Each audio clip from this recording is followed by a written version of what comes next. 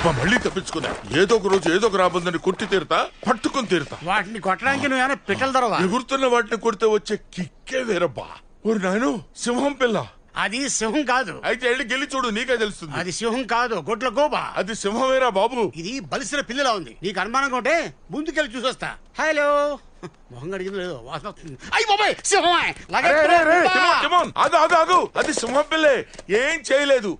పెద్దోడు అవుతాడు కదా. ముద్దుగా ఉంది. దీన్ని మనమే పెంచి పెద్ద చేద్దాం. దీన్ని రోజు నేనే బయటికి తీసుకెళ్తా. టాయిలెట్ వస్తే నేనే క్లీన్ చేస్తా. దీనికి అన్ని నేనే అన్ని ఆడే చేస్తాడు. అందరిని తినేసి లాస్ట్ లో నన్ను నంచుకుంటాడు. కానీ వాడిని మనం పెంచితే పెద్దయ్యాక వాడు మనతో కలిసిపోతాడుగా. అర్థమైంది. వీడు మనతో ఉన్నాడుకో చెప్పేదినా.